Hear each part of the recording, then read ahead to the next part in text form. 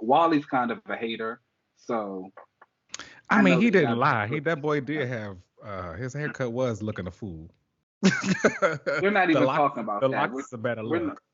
we're not even talking about that. The locks are actually a better look. I'm ready for them to not be blonde anymore, though, and I appreciate how they kind of always let them know that it's bleach blonde.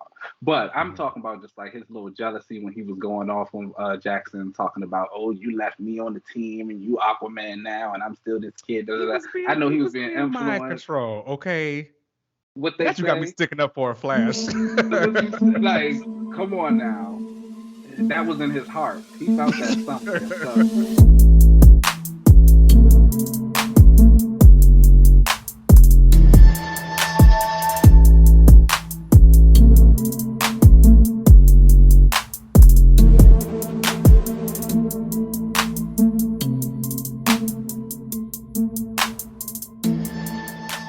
All right, y'all. Welcome back to another episode of Another Relaunch. I am your host, Virgil Hawkins, aka Static.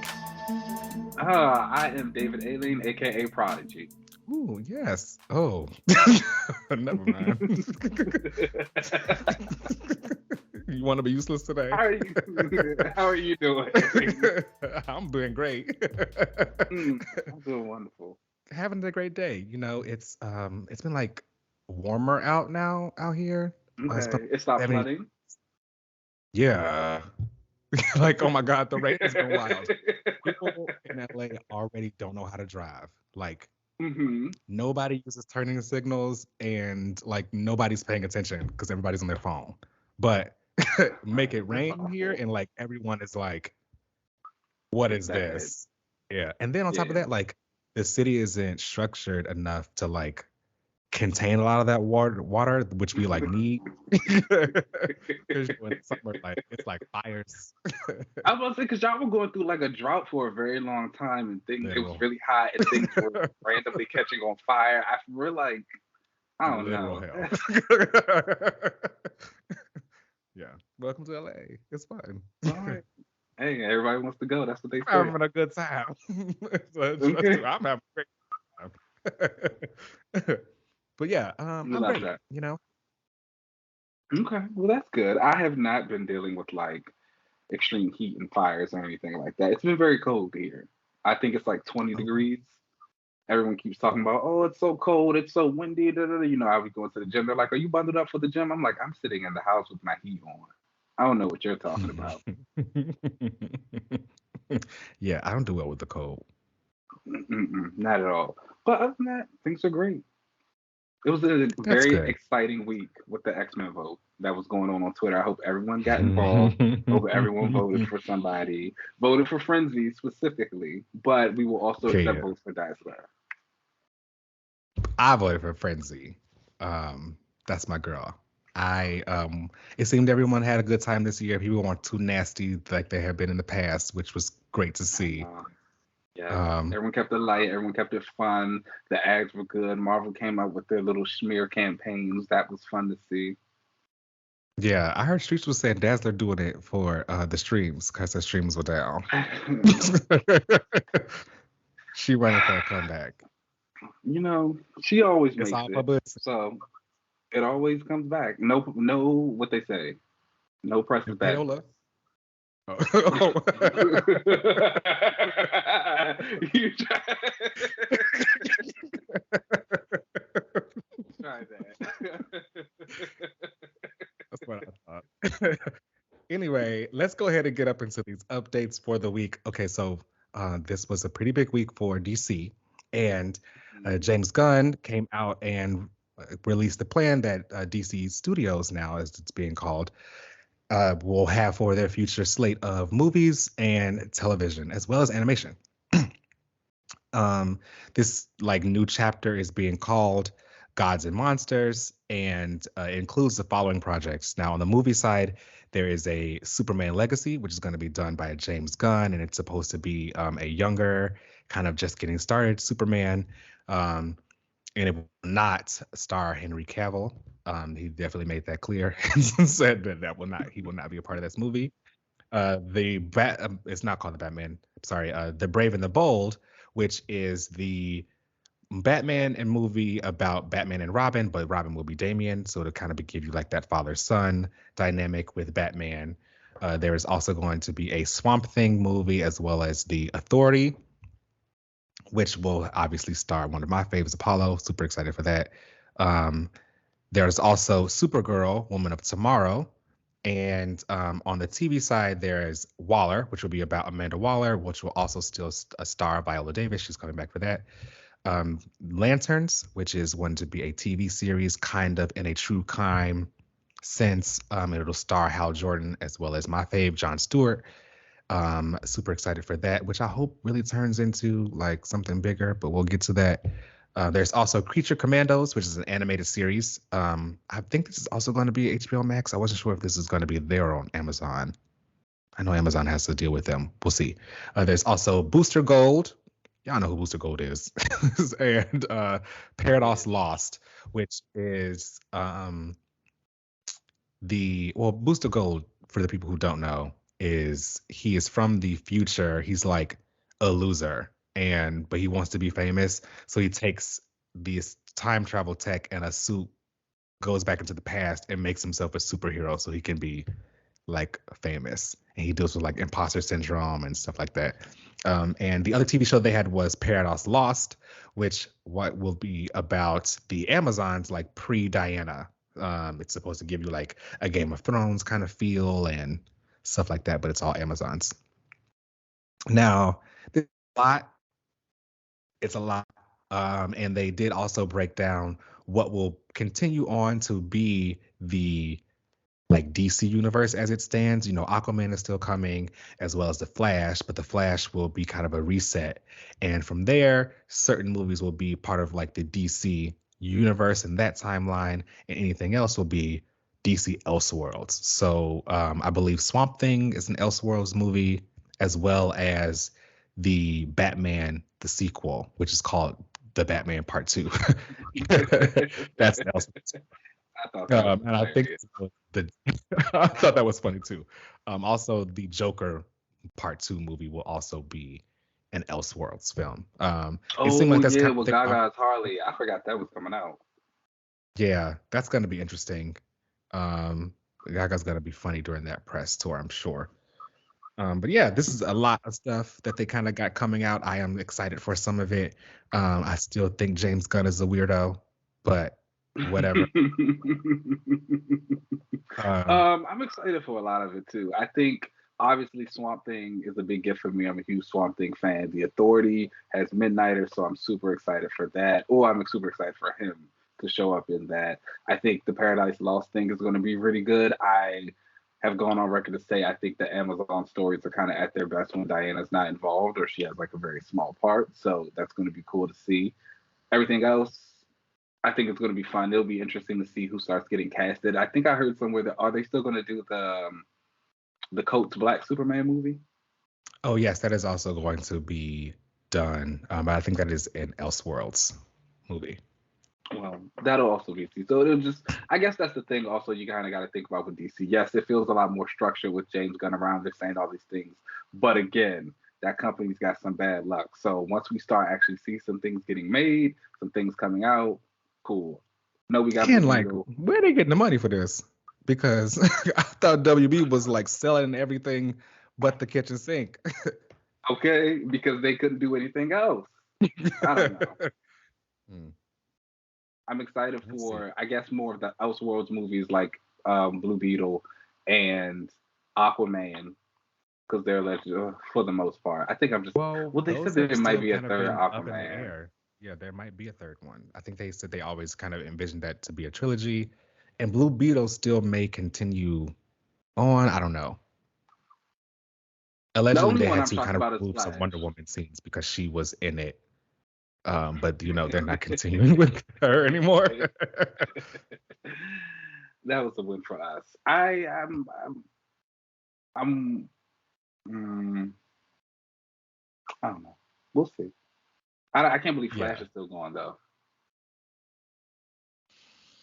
I feel like that is all like publicity and like publicists being like, we can't deter people from seeing this movie. So we kind of have to say, oh, we might still keep him and blah, blah, blah, because they're still going to put it out. Like, they spent like $200 million on it. They're stuck with it. So they have to try to recoup some money for it. And it would probably be bad for them to say, well, the lead of this movie, who we know is not a very good person, we're firing them.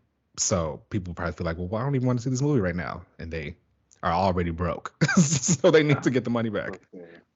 At least that's how I kind of rationalize it to myself. They also keep saying it's very good. They like really want you to be excited to watch it. And I just think, just reset it. Just do it. Show me the ending. That's all I need. They cast someone who doesn't know how to run. I was never going to be excited for them to be the Flash. Like, come on. That wasn't going to happen. 5 minutes. That's really all we need. And it's like a big explosion. Do they run backwards? Do you like electricity and stuff the Flash does? Just do it. Just show me that clip on Twitter. I could check out the rest. We'll see. I mean, I wouldn't be surprised if Gunn ends up like tweeting it out afterwards to be like, hey, go to the ending, y'all. We're starting fresh after this moment. So accept it. Again, I do appreciate that Gunn is very like transparent with everything. And also very upfront about the comic book stuff.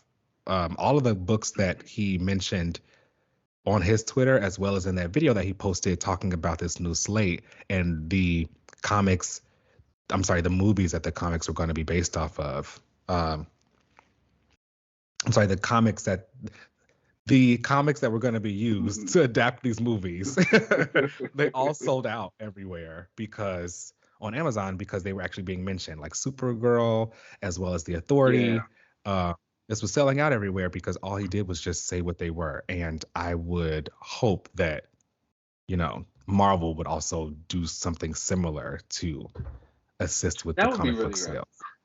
And I will say that a lot of the comics that they mentioned for the Slate adaptations are really good comics. That Supergirl World of Tomorrow book is like amazing, has beautiful art. I picked up an issue or two of it. It was just really good.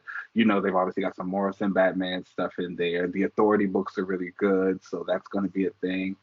It's an exciting time. Swamp Thing. Yeah, I've seen a lot of people get excited for the Swamp Thing thing. I've said that James Mangold is in talks to like direct it, so that's a pretty good win. It's a win. I might like dress up for the premiere of that if it comes out. Right. So you being smart, still being cautious with them. You've been scorned before. You're not going back. We only do but so much. We move forward. We learn from our mistakes. That's the key. I know that's right. All right, so let's go ahead and then take a break, and then we'll come right back. Cool.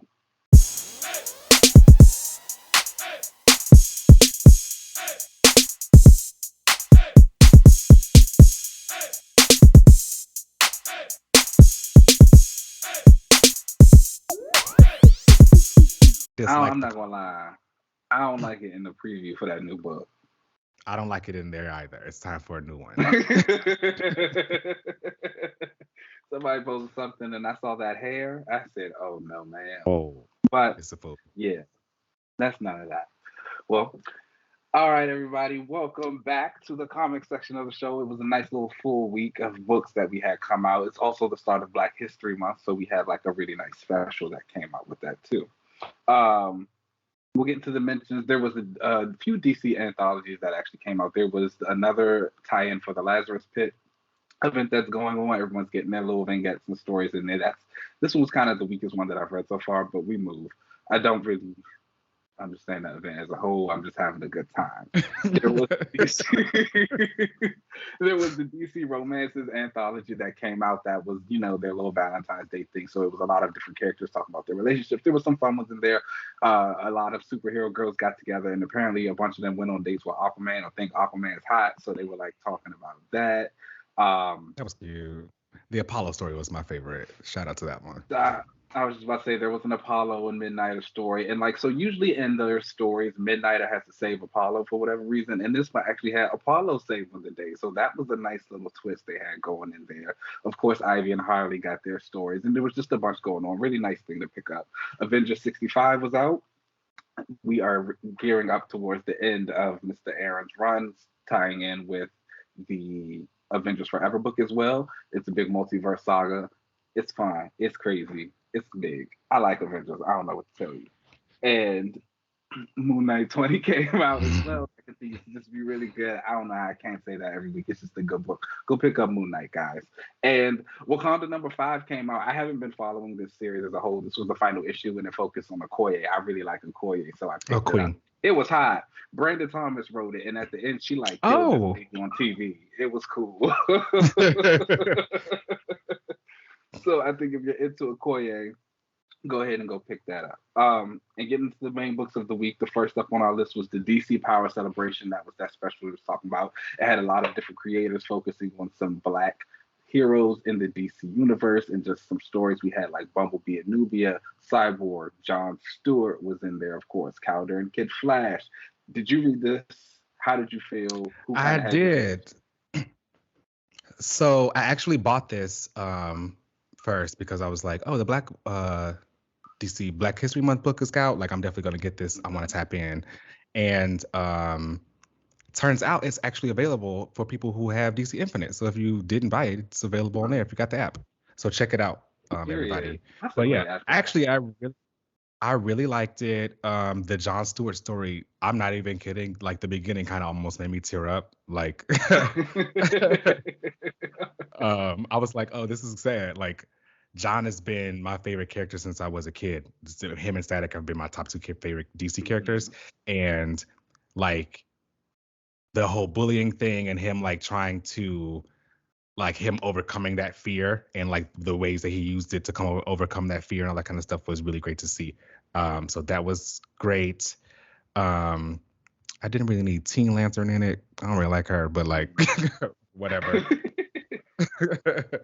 The Aquaman and Flash the Kid Flash story was really great. Normally sometimes I can like cringe at teen speak, but I think that's truly I don't know, for some reason with this story, when I was reading it, it felt less like a writer trying to force the kids to be like internet speak and these kids just talking like two black kids. Like they felt Yeah. like just regular black kids and not just like I also think what happens with a lot of like older creators, black creators especially when they're writing teen characters, they tend to write the teen characters the way they would have talked as if they were the teen, like mhm. back in their day. That's why you have so many characters nowadays talking about, oh, my favorite rap group is the Wu-Tang Clan, or I listen to like the blues or something like that. Like, no, what are you talking about? Why would this child Why this would they do day and that? age say that? Like, no, that was your favorite thing when you were a kid, but that's not how they're talking. And I like that this didn't really do that.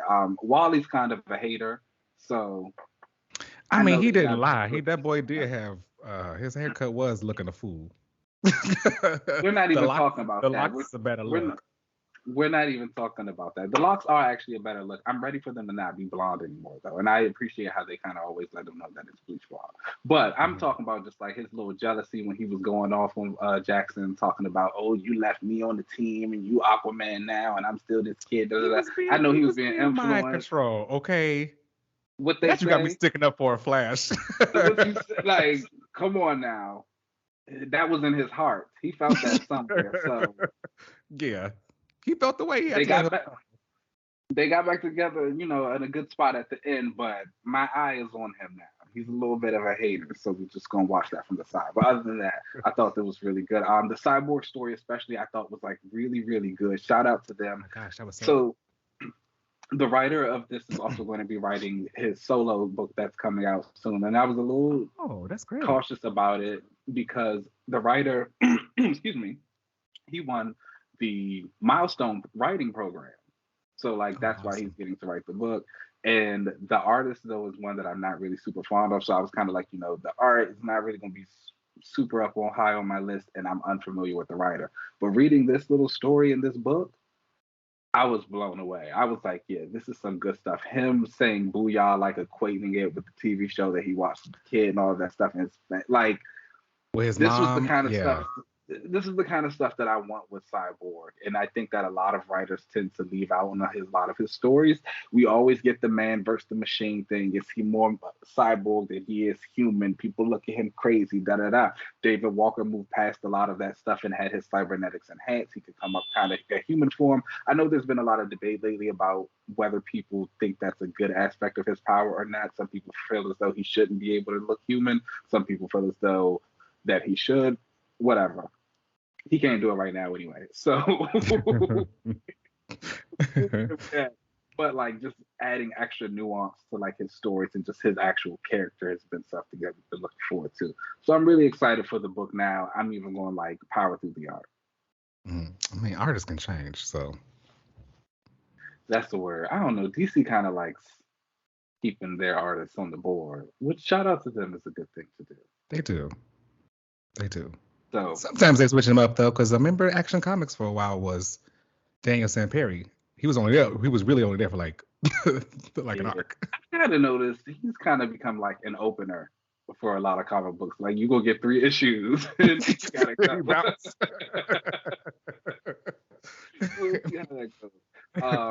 The Vixen and Batwing story, that was kind of weird to me. I never But I liked expected it. to see them together. I was like, oh. Man, I liked it. I liked it. I was like, okay, I kind of like it. But then, you know, I like Vixen and John together. So I was like, oh, no. yeah. I don't know So if I can you fully used to look at support. it sideways. I think it just took me like for a second. I was like, oh, like you said, I've never expected to see them together. So it was kind of like, okay, I don't know how to take this, but I like the story itself. I guess I like the team up. also I like the team up. I guess I can see the chemistry. I guess I don't realize like how old Batwing is supposed to be though, or maybe how young Vixen is supposed to be. Mm, I think Vixen is supposed to be younger than you might be giving her. Okay. I think you're trying to call her old. I'm not calling I her did old. really I'm like. just saying. I don't think you are calling her a little old If lady. if she gonna be with John, she needs to be Now see, she needs to be a little bit older. now why is John old? Why you keep thinking he old? Oh, I don't know what to tell you. No, you The trying to cartoon think he's told Blue me he was Marvel. old. It's not. No, The cartoon told me he was Blue Marvel. I watched Justice League Unlimited just a few weeks ago. Okay, no. that was not a young man. He is not old. Don't let that confuse y'all. I Okay. did really like her powers in this. The one thing it seemed as though that the artist was doing, and I don't know if this was just communication between the artist or the writer, or if I'm just projecting this idea, but like it felt like the artist was basically drawing like her fighting through these, Power. like basically fighting through these panels, and then like figuring out different animals for her to use like in these moments of like using her powers. For example, like when she came up and ripped off her dress and was going to throw a punch, like that's a simple like action move for anybody to do, just go up and throw a punch. But for to use that punch into a ram, it was a great idea in my opinion. Or when she blocked that thing with her back, easily that could have just been somebody with super strength or something blocking it with the back. But to make it a tortoise shell was great. I think like stuff like that was really cool to see. Yeah, I feel and like it I was never really really nice. saw. I know. I was about to say, I feel like a lot of artists have been really kind of emphasizing drawing some type of projection of the animal that Vixen's using when she's like rushing in that power. But like I did like the way they tortoise shell, especially breaking was something. I was like, oh, I've never seen anything like that on her before. But again, it adds that extra emphasis that like she's a little bit stronger right now. She could take whatever she's got. So I was like, that was hot. Kudos all Yeah. around. I like this. I think a lot of the DC anthology books have been really, really good as of late. I think a lot of these stories are really good. I think we've talked before. Sometimes when we get things like this, they can feel a little bit pandery or on sometimes trauma, which is a lot of things that some people don't always want. And I think a lot of these have kind of moved away from both of those aspects. Of course, you do need some trauma in there every now and again. And I think you get that, like you said, John was sad. Yeah. But And you had the Amazing Man story. That was yeah, like Man story. That was actually like really, really good. His green costume was Mhm. awesome. I'm totally a fan of that. I was I like, love that headpiece. I oh, love that yeah, headpiece. it was so all in all, it was like just really good all around. Kudos to all the creators. I would give this like a solid 4 out of 5. Yeah, same. Same here. I definitely give it a 4 out of 5. It was a really great addition to like the Black anthology books that they put out. Yeah. All right. Next up on our list is Scarlet Witch #2, and that comes from Steve Orlando and Sara Pichelli. So you haven't picked this up yet, right? You're getting the next issue for Lorna though. I'll be there when Lorna's there. Okay. Not be- not before, not too much longer after. So Okay. Okay. Well, in this issue, so at the end of last issue, Viv Vision came through Wanda's little magical door saying that she needed her help. Wanda and Viv kind of sit down and discuss their relationship. They talk about how her mom was created off of Wanda's brain pattern. So Wanda's saying all of these things about how they're family. She's kind of her daughter. She considers them they should be close. Viv is very much like, not at all. Viv says that does not make us family. You are not my mother. You are not my aunt. We are not that close. That's not how you are family no works. mother. She's like, I just need your help really fast. But Wanda's like, let me, she's really leaning into this family thing. Nonetheless, Viv has been being haunted by these nightmares. Wanda goes into her mind. She finds out that it is Dream Queen. She pops up in this really hot design. For those who don't know, I am like a huge fan of Dream Queen. I like saw her in some random comic years ago, and she had. If you've never seen her before, go and Google her. You probably see her if you're looking at YouTube. She's got this long green hair. She's got these horns popping out. Demon mother, magic. You know I love a bad girl. She's got a whip. It's hot. Mm. Wanda comes up to her. They start having a little bit of a magical battle. She's doing things to her. She's trapping her. She's turning her into like a nightmare version of herself. Wanda's fighting back. She's kind of doing it with ease, which was a little bit bothersome to me. I would like to see Wanda struggle a little bit more against some of these villains. I feel like she has been taking people down very easily, which is like, okay, cool. She's powerful, but also like, let me see the push and pull of that power. And nonetheless, she finds a way to outsmart Dream Queen, sends her off. Dream Queen feeds, excuse me, off of like torment, sorrow, all those type of bad things. Wanda does it so she actually will need bliss to survive. However, it'll still taste Oh. to her. So she'll get like a lot of negative effects from it. And I was like, that's the nasty little mean Wanda that I like to see every now and then. Viv leaves at the end of the issue. We kind of see that Wanda wrote a letter to Lorna, and Lorna's written her back. She needs her help with something, so she's going to pop up in the next issue. There was also a backup story featuring Storm. Storm comes to tell Wanda about Magneto dying. She asks her to help her go get some magic tea, or excuse me, a magic flower that's going to use to create her tea. And Storm does magic for the first time. She creates her first spell. So I think All it was right, a really Magic Storm. for Magic Storm fans everywhere. They won. She's got it. They've been it waiting for a long time. Now she's even more powerful. Wanda confirmed it for her. She was like, you come from a long line of powerful witches. You see it in you. They're like going to Storm sees this fog and she clears it. And Wanda's like, oh, that was actually a magical fog. Other people wouldn't Mm. be able to see that. Like your magic is potent. She calls out to her ancestor Aisha. It's hot. Mm. It looks cute. It's really good for the Magic Storm fans. So shout out to them. It was a good time. I think this book is cool in itself. I don't know. You don't like It's Wanda taking her tour around the Marvel universe right now when everybody's stopping in through her door? I don't mind that. And let me say I've tried a couple of Wanda books before. I remember I think it was James Robinson who was writing the book. I was Mm-hmm. reading that Her last solo. it had different artists. Her last solo. I've read some of the stuff with her and Vision. And reading this, Wanda is very, I don't know, nice. And I Mm. even think about it like just in the way that she was talking to Viv and like really pushing this family thing and just kind of, and Viv even pushing back to be like, no, not really. Calm down. I will talk to my dad and Mm-hmm. see what he says. I feel like Wanda would approach it with a little bit more caution. Yes, she's gone through a lot of things, but again, like Wanda's kind of, to me, she's always been a little bit nasty. And I get that she can kind of grow from that, but just to be so much in the space of like, come on to me, it's just a very like overt feeling. I don't know. Mhm. I could just be imagining it. Other than that, I mean, I don't the really story, recall Wanda having too much of a bite. Like, yeah, she may buck up every now and then, but like, she's kind of a mean girl. Like you can think about times when her and Rogue was going back and forth for Uncanny Avengers. mhm. Even like when she was going through a lot of her, I guess now we come back in her like breakdown periods. She gets Mhm. mean, but that could just be me reading Wanda, of course. Um, the book itself, I think, is fine. We seem to be kind of going with like a villain of the week theme at the moment, so I'll be Yeah, interested to see for the when we intro move for on new from that. sword. Yeah, and what goes on next to that. All in all, the art is like beautiful. Pichelli is absolutely killing it, and she's kind of carrying the book for me right now. Lorna's gonna look good next issue, so you should be excited for that. I've seen the preview and she looks great in it so far. We got to get her out of that skirt.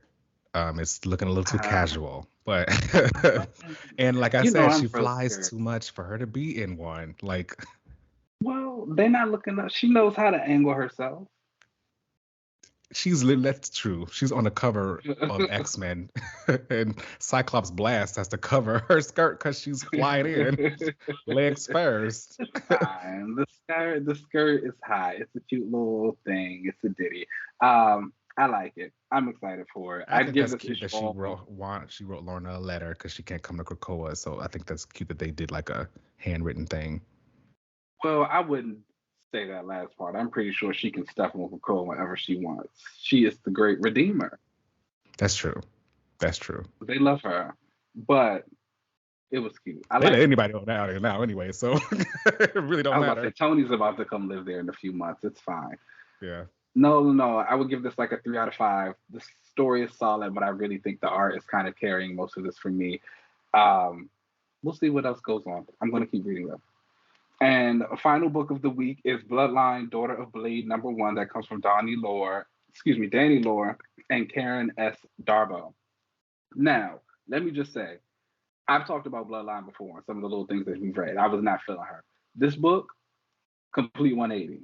I am here. Oh, I am a believer. I have turned around absolutely. This wow. is like exactly the kind of stuff that I had been waiting for, that I hadn't been seeing. I think we were just talking earlier about like internet speak, team speak, things like that. A lot of those bloodline stories before had that, and in the worst possible way. Very much giving, hey, fellow kids.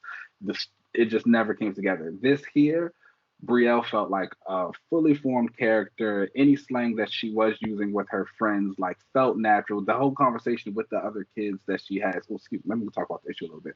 Basically, we see her years ago with her mom. She kind of discovers who Blade is. They talk about it a little bit, like this is your dad, blah blah blah. We get to the present day. Come on She's having back. some issues. Her mom is black. Yes, black love.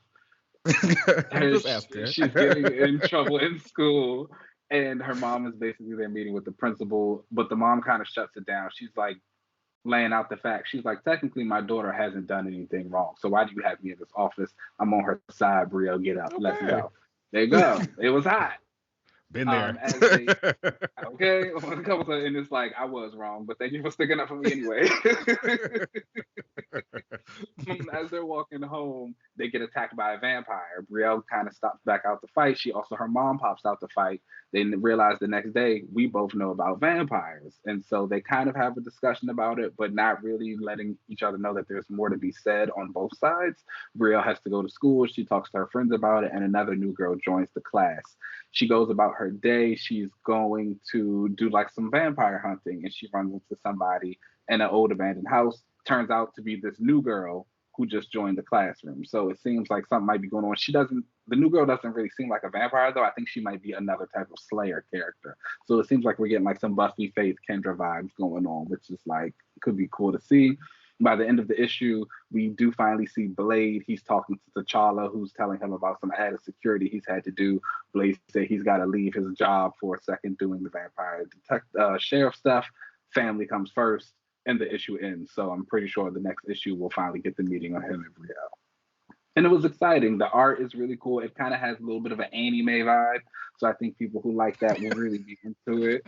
And it I moves die the every pace. time you say it like that. It's Oh my cute. gosh. It's like, again, Brielle, I'm here for her now. I'm really excited to see where the rest of this goes. I'm excited to see Blade kind of interact with her. I'm excited to see Blade interact with the mama also, see what was going on there, how they met, how that all started. I loved it. I would give this again. I think I would give this like a 4 out of 5. It was a lot better than I was anticipating, and it continues the upswing of good Blade content that we have. That is I love wild, especially after you said like Blade doesn't get great content, and now look, Look at what we needed. turning the ship around. Turning the ship around and getting ready for a movie that may or may not be good. Sometimes synergy helps. Maybe he'll get that ongoing as we get closer to, filming. That's what like again, we've been doing a lot of little one shots of him in the Vampire Nation. It showed up in a couple of other books. This Bloodline thing will build up her story, and I think kind of create the avenue that Blade can go and do that full time, and then you can have her doing whatever. I can easily see her joining up with a new Young Avengers team that might join up, or whatever they want to make the next team group. It's still the Champions, maybe they could redo the Champions. She'll be on there. Okay, so this will now be, Blade and his little teen protege.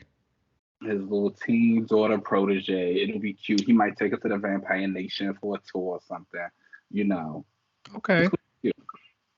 I can't even get into her look. I can't even get into the The hardcore girl black thing. punk The girl. altar girl, the all black girl, yeah. The all black girl. She got purple hair. You know, I love a girl with purple hair. But again, like just the turner. I don't know. Maybe we were just working out some kinks on those first few stories, but here, Yeah. we got to where we needed to be, at least for this first issue. And that at least got me more excited to really read the next and see what else happens here. So I'm here for it. I highly recommend it. And those are the books of the week. Okay. Yes. Okay, well, that moves us over into the AR Club for this week. And, because Justice League Unlimited was leaving, we don't have anything for this week. So we were going to read something for the month of February. So send over some suggestions of what you guys would like to read for this month. Any kind of event, any kind of like 12-issue, first start of a book, whatever you guys want to get into. What do you think? Marvel or DC? We'll obviously take suggestions, but what you leaning towards? I feel well. I guess I was about to say DC doesn't get a lot of love, but we just watched Justice League Unlimited. So Marvel. Marvel, see what they got going. Okay. Yeah. I'll think of some Marvel suggestions too. But send us your guys' suggestions if you guys want to read for the month of February for the club. But let's take a break and then we'll come right back. Cool.